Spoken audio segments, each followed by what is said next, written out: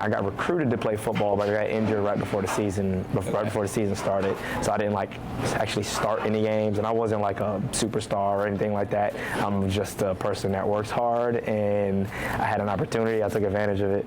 So, and with that opportunity, I just worked savage, just worked like a crazy man, because that's all I really know how to do at the moment. And then I ended up being like the last person on the roster spot, and ended up making all the cuts past all the people that they even recruited, like top high school recruits and all stuff. And I didn't even play high school ball, so I ended up getting recruited to college, playing, taking my opportunity, and then making it all the way to the season. And I got hurt right before the season started, so I didn't end up playing during the season, but I was still part of the team. But I did play college soccer. But like my first introduction to martial arts as an adult, because I did Taekwondo when I was like really young, but like I feel like everybody did that for like a year or two. Like my first introduction to like martial arts as an adult was like former college athlete. I go in and I get choked out by this chick who was like 17, and she has a blue belt in jiu-jitsu, and I didn't know no jiu-jitsu. But like the guy who they knew that. But the guy, I worked with a guy who kind of tricked me into coming to jiu-jitsu because I wanted to do boxing. He's like, well, we got kickboxing. And I was like, I'll go to kickboxing. And he told me what time jiu-jitsu started. Kickboxing was after jiu-jitsu. So I go into the gym, and I'm like about to like wrap my hands and stuff. And they're about to warm up for jiu-jitsu, and he's like, oh, just do this, until kickboxing starts. I'm like, well, shit, I'm already here. And I go in, and this girl triangles me, which is a choke, and I'm like, what the fuck is going on? Like, what happened? And then this kid, like, it's me, we'll call it's a scissor sweep, and he gets on top of me, and I'm mounted, and I'm like, man, I don't know what they know, but I need to know it, because I'm not that big. I'm not that big in stature. I fought a lot growing up. I'm one of 8, so me and my brothers and sisters fought a lot growing up, and I'm the youngest boy too, so I was just like, I don't know what they know, but I need to know it. So like, even though I had a full-time job, I made room to train because I love training, fitness, anything like sports related. I'm game. I'm a competitor. I hate to lose. I love to compete. I still haven't decided if I like winning more or I hate losing more. I don't know I hate losing. Like winning's cool. I love to win, but I think I hate losing so much more that it drives me to get the win than I actually like. So yeah, that kind of just spiraled into training a couple days a week. I had 2 jobs at the time, so I could only train like once or twice a week. And then I dropped one job and started training more. And then 3 times a week turned to 4 or 5 times a week. And then eventually I turned my full-time job. I went part-time, and I went on call. And then I was like, man, fuck it. I want to pursue this for a living. Training turned into me training and wanting to. I did compete. I competed like jiu-jitsu tournaments, but not an actual MMA fight. And I knew I wanted to. And our gym hired a gentleman, one of my first coaches. Man, he's made such a huge impact on my life. His name's Kurt Reinhardt, and he trained traditional Muay Thai, so he would teach Muay Thai at the academy. And so I started training Muay Thai and jiu-jitsu, and a little bit of boxing sprinkled in here and there. And then he fought before, so he competed. And now, so when I wanted to compete, I was kind of talking with him, and he's like, yeah, he became like my head coach. After training for about 4 years before my first competition, it was probably 2 years or a year and a half since like I had that conversation with him, and he had all these like check marks on, hey, if you're going to compete, you got to do this, this, and this. And I'm stupid enough to just follow orders. All right, you say do it, I'm gonna do it. I feel like if it was gonna like make me better, I was gonna do it. And the fact that I never competed on that kind of competition, Muay Thai, kickboxing, like professionally or anything like that, I was like, hey, this person's been down this road, just do what they say do. And I showed, he's like, hey, number 1, just keep showing up to training. I was like, well, that's an easy one. I show up to training, but now I want to go for a fight. So he told me, he said, well, write out a list of things that you want to improve. And I wrote this long ass list out. I want to be fast, I want to be strong, I want to do this, I want to do that. And he looked at all that and he's like, you're not ready. Pick one. And I was like, well, I want to do all of it. I want to be fast, strong. He says, okay, pick one. And I'm just like, okay. I try to figure out, well, what's 1 or 2 things that I can work on. So we kind of like, bargained. I picked two things off of there.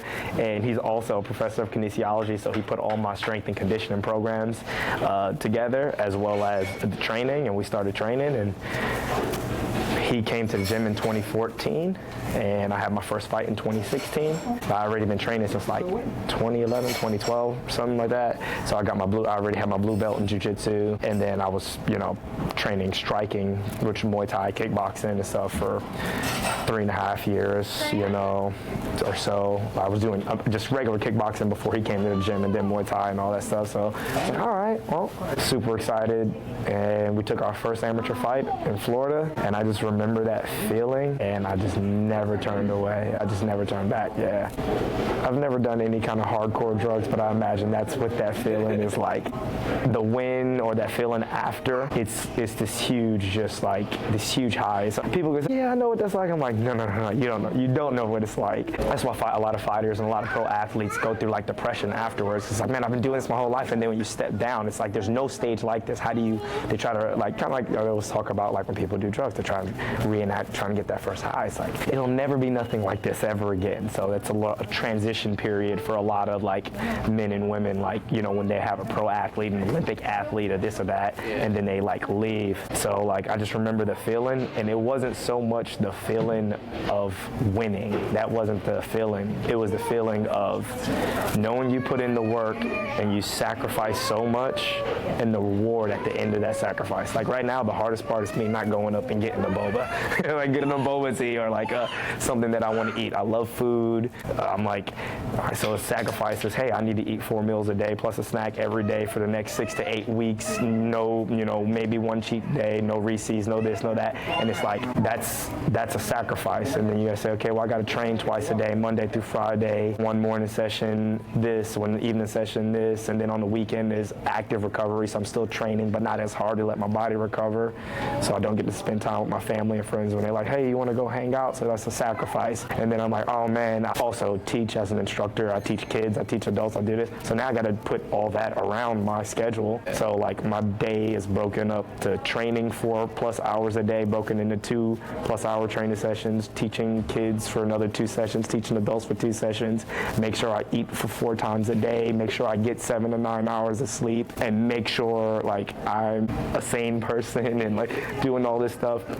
And then do that times 2, 3, 4, 5 months at a time. Don't spend as much time as you would like with your family and friends, and then you go home and you try and cut the TV on because you want to decompress, and you realize, oh, I got to go to bed because I got to get up and do this again. All right? And it might sound like, oh my God, that's like, no. This is a sacrifice. And the one main reason why I fight, and it's hard for people to understand, I fight because it makes me a better person. And I get all the internet trolls to the people who actually understand what I'm talking about. It's like, you can find a way to be a better person than to just fight. I'm like, yeah, you could. You could. This is my journey. I didn't tell you to be on my journey. All right, this is my journey. And the thing that fighting professionally has showed me the most of is that, like, I've said it in interviews and stuff before, and it's just kind of just always rings with me. It's like, you're not a professional fighter, you're not a professional fighter. A lot of people aren't professional fighters, but in life you're gonna have to fight for something. And this teaches me how to fight. Not the person in the ring, not the this. You go through these massive things in your life. No one has a cakewalk. Life is not easy. It's simple, but it's not easy. And it's like, I hear different, like, I listen to a lot of motivational speakers, and I do a lot of, I read a lot, I do a lot of studying on my own, not for stuff that I just want to expand my knowledge. You're already all in because you're alive. We're all gonna die eventually, right? So you're all in. You can't just wake up and like, one day, all right, unless you decide to take your life. You're already all in, right? You're all in on this journey. Might as well get everything out of it. And for me, getting the most out of it is learning more about life, because like, you can't learn everything there is to know in life.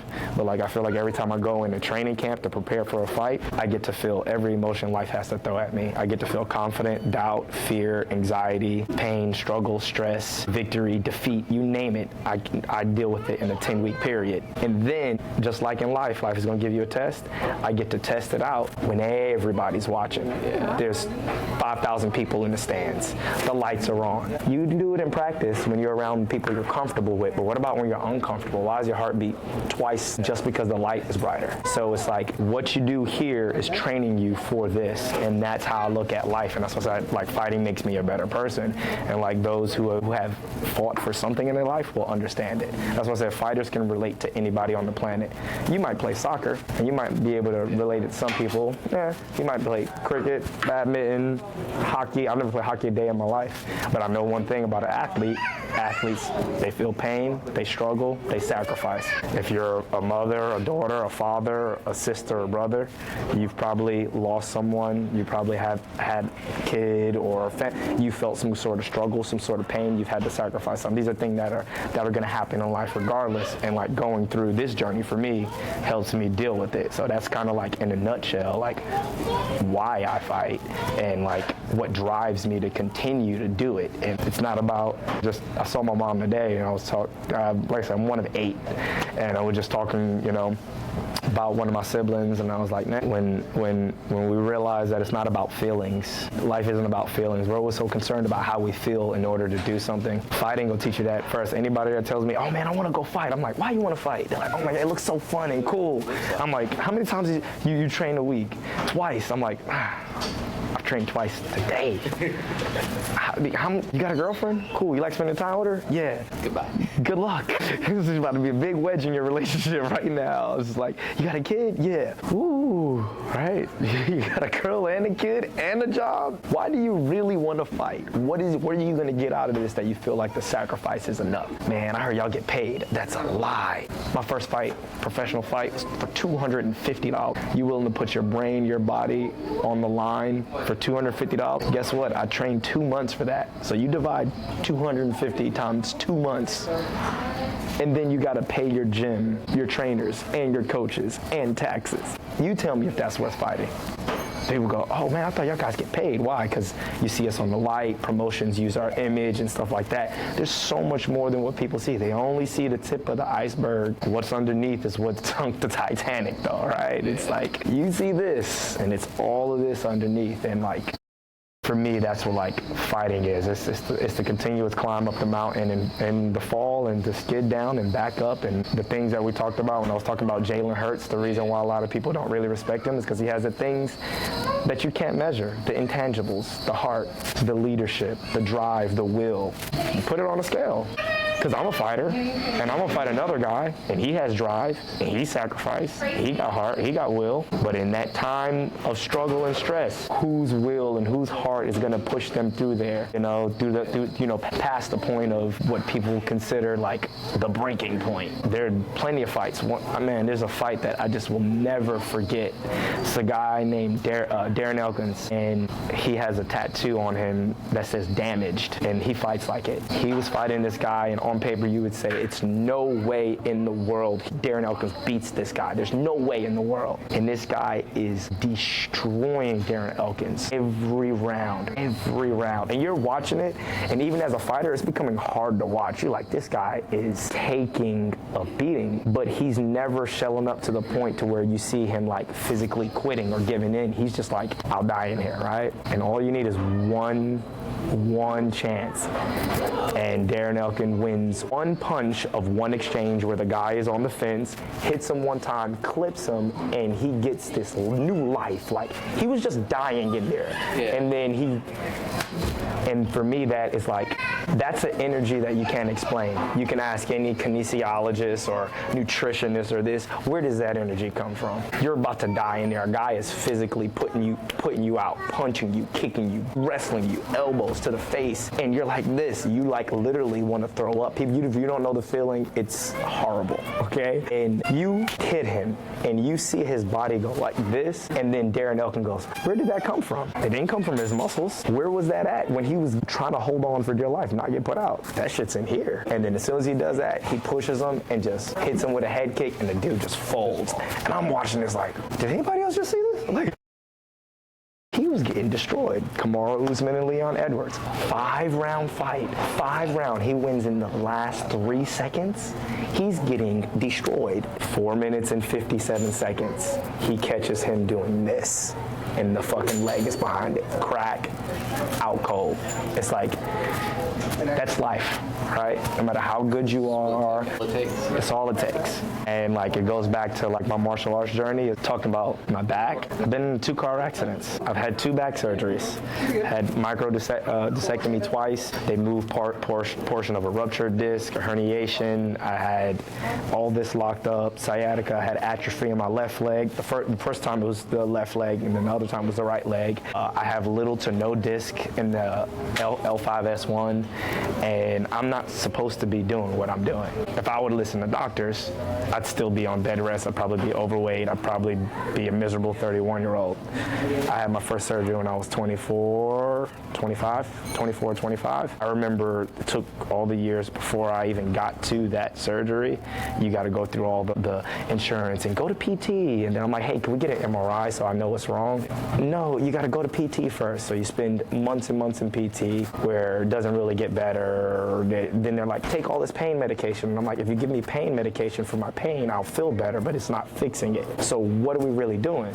So I had bags of pain medication that I refused to take because I had a physical labor job. I'm like, if I take this and I go do my job, I'm a hard worker. I'm gonna be going extra above and beyond, and I could be fucking myself up because I don't feel the pain but doing more damage. So for me, it just didn't make sense. And I was like, I made a choice that most people won't make, was I'll go through the pain and gauge how bad it is, and if I need to pull back, I'll pull back, but I'm just not going to take the medication. And when the insurance company calls, I'll just say, yeah, I did the PT, I took the medication, and it's not helping. Can we get an MRI? And that took fucking years. I got into a car accident, had my first back surgery at 24, and I remember the doctor saying, hey man, like, every 45 minutes after your back surgery, like after I got back surgery, I'm on bed rest with morphine and all the fucking shit in the world. It's like, you got to get up and try and walk because you can't just be on bed rest. You can't sit there and just be there for weeks and weeks at a time. So every 45 minutes, I had to get up and like struggle to, I don't care if you take 10 steps, 5 steps, you got to get up, you got to walk. I'm like, I can barely fucking stand. I'm like, bro, you just playing in my spine not too long ago. And like, I'm not religious in the fact that like I follow a particular religion. I believe in God. I just don't follow a particular book. Like the same way I think of like MMA and martial arts is like all these martial arts have something good to offer. I think every religion and every book has something to offer. It's about what you take from the information, not necessarily just blindly following something. And like, it was just a very for me, I would say like a spiritual or just like it felt like a rebirth because of the person. I can't say it. I get emotional. My mom and my little sister helped me take my first steps again. So I was like, mom under one arm, my little sister. They helped me walk around the living room, get back in, and every hour we would do that. So, quick question. Yeah.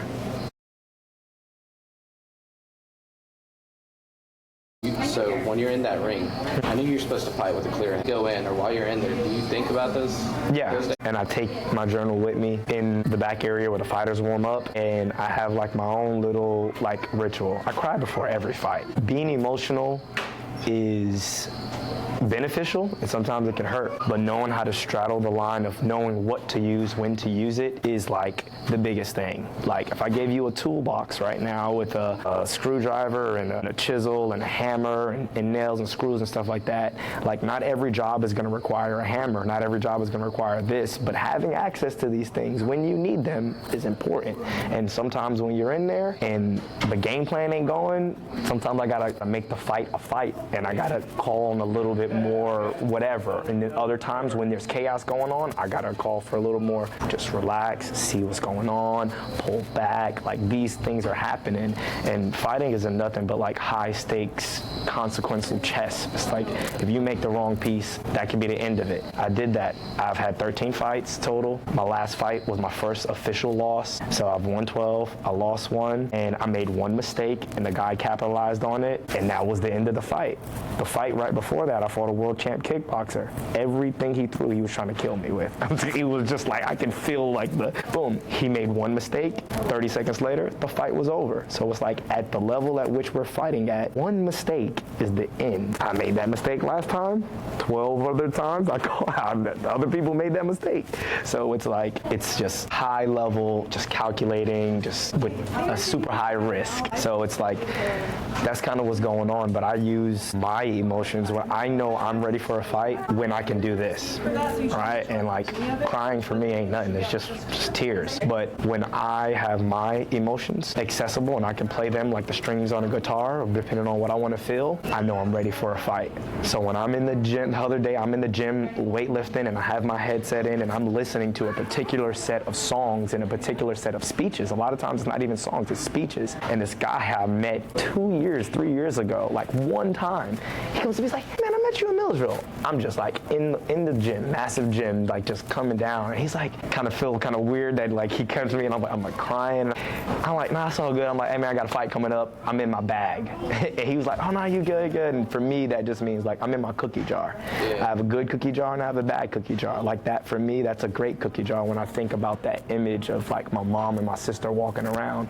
Then on the flip side of that, because every day you don't feel like getting up and working out. Every day you don't feel like getting up and do this. Sometimes I gotta call on the shit that I don't want in my life. The places that I was running away from when I was younger, the pain that I felt in certain situations, and I go back to there, and it gets me fucking fired up, and it just does something. And that's what I'm saying, that energy that you can't produce because of ATP and muscles and this and all that, whatever you want to think, is way more energy in here than you could ever imagine. You just need the right keys to unlock the right doors. And for me, being able to play my own emotions, like you know, strumming like the guitar, is just like, I know I'm ready. I'll put a song on and I'll get emotional, and I'm like, this is good, because my emotions are not behind who I am as a man, as a person. I don't have to like pretend to be this fighter. I'm me.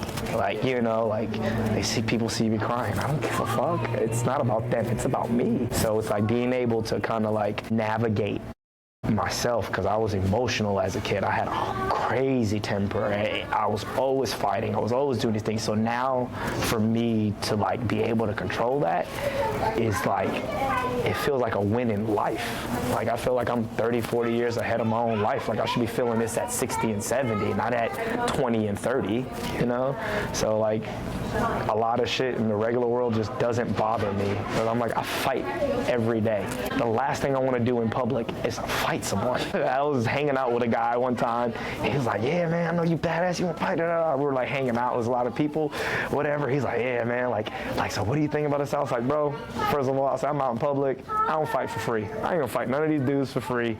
If something pop off, I'm calling the police, that's their job. As long as nobody touches me or invaded my space, I am in chill mode. I said, I'll training Monday through Saturday, fighting people. What I want to do on the one day I have off, fighting somebody, and I ain't getting paid for it. Like, no. Like, so it's like, you know, I look at the world completely different. Like, I believe my gift in life, everybody has a gift or whatever it is, you call it talent, is born with something, is the ability to connect and communicate.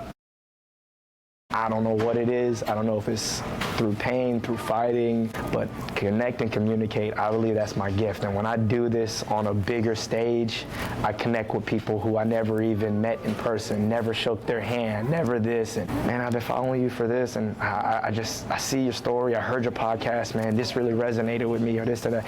That right there gives me the energy to keep doing what I'm doing, even when you don't feel like doing it, you know?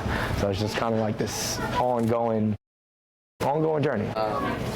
Just quickly, with this fight coming up, do you think there's some, I don't know, I guess you don't want to say this, but do you think there's something that you felt like you did extra in the last few months since your last fight that you had to fix on? I know you said you did one change. Yeah. For me, what I changed was assuming control of my own position. And one of the biggest things martial arts teach you, it's not about winning and controlling the other person. It's about controlling yourself. And like the biggest thing in jiu-jitsu, I like to tell people, like jiu-jitsu, whenever you choke somebody out or you're gonna break somebody's arm or whatever, you concede defeat by tapping. So if me and you are going, you have me in a chokehold and I'm about to pass out, I'll tap, and that's the end of it. Yeah. And at the end, your brain brain gets a reward signal, like I just won because I controlled this other person. So jiu-jitsu, I always tell people, is the art of control that leads to submission. And when I say the art of control that leads to submission, you think, in order to submit this guy, I have to control him. Control starts with yourself. So for me, the biggest takeaway from my last fight to where I'm at now was controlling not just what happens in the cage. You don't have all that control. You think you do, but it's a fight. It's another person. Maybe you throw something that I wasn't prepared for. Or maybe I was prepared for it and it got there faster. Or I was a step behind. Or I ran. Like, there's so many things. There are two people in a fight. So you're not always in control, but you're doing your best to be in control. But you have to do it while you're controlling you. But what I took control of were things on the outside of my life. All the things I explained to you guys that it takes to even get to a fight is more important than the fight. All right? When you want a habit, you want to lose weight, people say, I got to make good habits. I got to make good habits. It's not the habit that you're in search of. You're in search of the result that you're going to get for the habit. So I can say, okay, I want to do this. I want to do this. Yeah, if you stick to your job and you do what you're supposed to do, the outcome will be what you want it to be. You want the outcome. So you're going to sacrifice and do all these things and create these habits for the feeling of the outcome. There were some things going on in my life that was just madness, and I was trying to control the chaos, but like I wasn't the eye of the hurricane. I felt like I was going around, and I didn't have full control of my mental. I didn't have full control of my mental, and I couldn't calm the noise down in my head. And like I was able in this last couple months to control the chaos, and in fighting, that's the biggest thing. It's like there's always going to be a fight. There's always going to be something going on. You have to control the noise, control the chaos, and I call it trimming the fat, just trimming the fat of your life. So I like that you said that. Last, I guess to close off, I don't know if you have anything else to say, but there's two people in there. How many different variables, not too much variables, but how many different ways are there to, or how many different moves are there when you're, does that make sense? Like going through your mind, like you're still there, you're in position. No. Is anything going on? Yeah, there are things going on in your head, but ultimately, when you and that person is faced off, you would like to be running on semi-autopilot. Like, think of it like you put a car on cruise control, right? And that cruise